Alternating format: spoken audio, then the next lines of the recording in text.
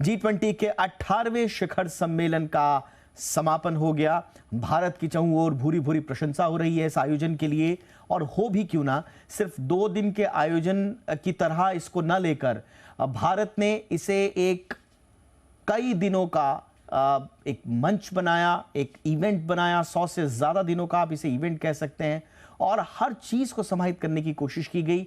न सिर्फ बंटी हुई दुनिया में सहमति का एक आधार स्तंभ तैयार किया, बल्कि अपनी बात दुनिया के सामने बहुत ही मुखरता से भी रखी और आग्रह पूर्वक भी रखी। और यही बात है कि भारत को एक बड़ी कूटनीतिक जीत मिली है। हर मोर्चे पर कामयाबी हाथ लगी है भारत के। एक ऐसे वक्त में जब कहा जा रहा था कि दुनिया इतनी बढ़ चुकी है कि किसी साझा कॉन्सेंसस पर नतीजे पर पहुंच जाना यह बड़ा मुश्किल होगा, ऐसे में 100% सहमति के साथ भारत ने नई दिल्ली घोषणा पत्र पर सहमति सबकी ली। सबने सहर्ष स्वीकार किया भारत के कही हुई हर बात को, और एक बेहतर भविष्य के लिए जो भारत ने रूपरेखा तय की उसको सबने आत्मसात किया। और यही बात अब इसकी परिणति में भी परिलक्षित हो रही है कि यहां से जाने के बाद अब दुनिया याद रखेगी G20 के इस 18वें सम्मेलन को, शिखर सम्मेलन को। क्या क्या उपलब्धियां रही, जरा फटाफट उसको देख लें, उसके बाद इस पर खास विश्लेषण भी हम करेंगे। लेकिन अगर बड़ी बातें अगर आप देखें क्या क्या मिला भारत को, उनमें हाईलाइटेड अगर 5 प्रमुख पॉइंट अगर आप देखें तो अफ्रीकन यूनियन का G20 में शामिल होना अपने आप में एक बड़ी कहानी बताता है। ग्लोबल साउथ की आवाज हम बने, एक ऐसा ब्लॉक जिसमें 55 देश, लेकिन अंतर्राष्ट्रीय स्तर पर बात सुनने वाला कोई नहीं था। अब भारत ने उसे एक औपचारिक मंच प्रदान किया है, और बहुत जल्द प्रदान किया। प्रधानमंत्री नरेंद्र मोदी की जो द्विपक्षीय बातचीत हुई है वो भी किसी उपलब्धि से कम नहीं, क्योंकि साइडलाइंस में जो बातचीत चल रही थी उसमें वही शिद्दत, वही गर्मजोशी, वही वैचारिक प्रखरता भारत ने दिखाई। और तमाम द्विपक्षीय वार्ताओं में भारत ने अपनी बात मजबूती से रखी, संबंधों को और प्रगाढ़ किया। फिर हमारे सहयोगी देश हों या फिर टर्की और कनाडा जैसे थोड़ा सा असहज कर देने वाले द्विपक्षीय संबंध, उनके साथ भी हमने बड़ी सहजता से अपनी बात को आगे बढ़ाया। तीसरा, एक बहुत महत्वपूर्ण जो उपलब्धि रही, भारत के लगभग सभी प्रस्तावों पर सहमति। दिल्ली डिक्लेरेशन के 83 पैरा और 83 के 83 100% कॉन्सेंसस के साथ आत्मसात किए गए, और जो जियोपॉलिटिकल जो 8 मुद्दे थे उनमें भी 100% सहमति मिली। ये किसी बड़ी उपलब्धि से कम नहीं।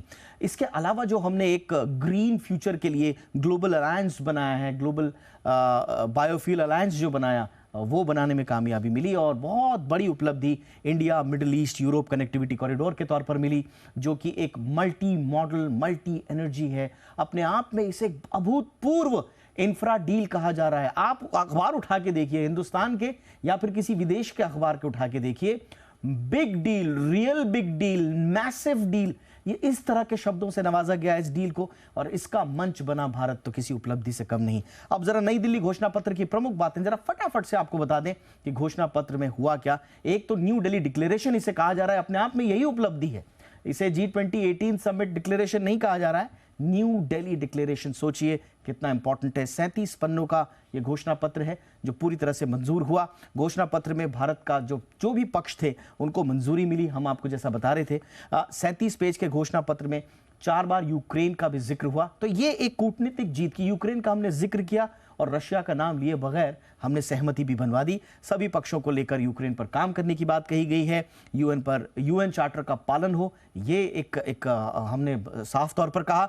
हर राष्ट्र की संप्रभुता का सम्मान करना जरूरी, ये हमने बड़ी मुखरता से कहा। किसी भी राष्ट्र को परमाणु धमकी देना सही नहीं है। यानी कि भारत ने जो कहा था कि हमको तटस्थ मत समझिए, नॉन अलाइंड मत समझिए, हम हैं पक्ष में लेकिन शांति के, कुछ वही बात तटस्थता के साथ परिलक्षित होती हुई इस घोषणा पत्र में भी मानवाधिकारों की सुरक्षा की बात भारत ने करी।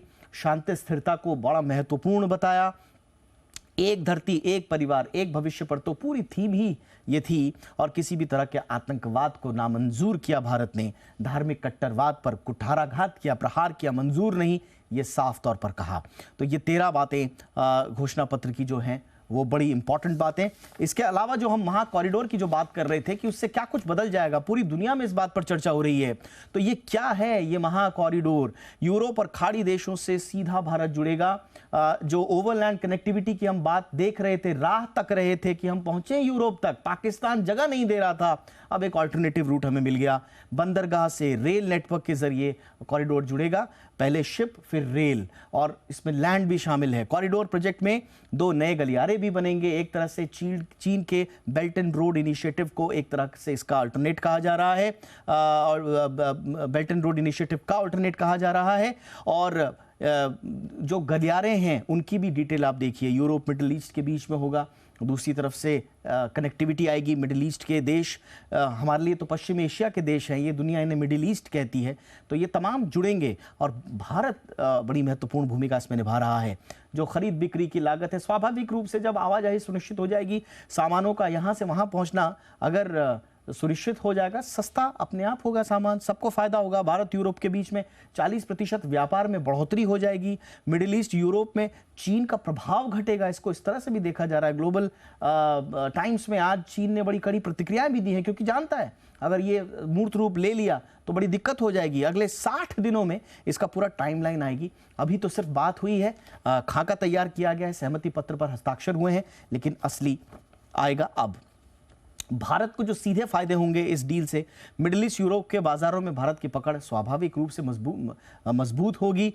शिप रेल कनेक्टिविटी होने से काम की जो लागत है वो कम होगी, कारोबार में और फायदा होगा। चीन पर भारत की कूटनीतिक और कारोबारी बढ़त मिलेगी। भारतीय कंपनियों को इस प्रोजेक्ट में कई चंक्स में प्रोजेक्ट्स मिलेंगे, वो हमारे कारोबारियों के लिए एक बड़ी सुखद बात है। इसके अलावा जो कूटनीतिक तौर पर जो जीतें हाथ लगी हैं कल से लेकर अब तक, जरा उस पर भी नजर डाल लेते हैं। जैसा हमने बताया, अफ्रीकन यूनियन को G20 का स्थायी सदस्य बनाना, ये एक ग्लोबल साउथ में जो हमारी बात थी उसको सहमति मिली है। भारत की पहल पर जो G20 देशों का समर्थन मिला है। इसके अलावा भारत को कूटनीतिक जीत, अफ्रीकन यूनियन के 55 देशों को जो ब्लॉक को शामिल किया गया है, और ओवरऑल जो ग्लोबल साउथ का हम नेतृत्व करने की बात कह रहे थे उसमें सीधी सीधी कामयाबी। अब समापन पर आ जाते हैं फटाफट से। आज समापन में क्या क्या रहा, खास क्या क्या हाईलाइटेड रहे। भारत ने ब्राजील को औपचारिक रूप से अध्यक्षता सौंप दी। उस दौरान प्रधानमंत्री नरेंद्र मोदी ने शुभकामनाएं भी दी हैं प्रेसिडेंट लूला को, और उन्होंने भी इसे आगे बढ़ाने की बात कही।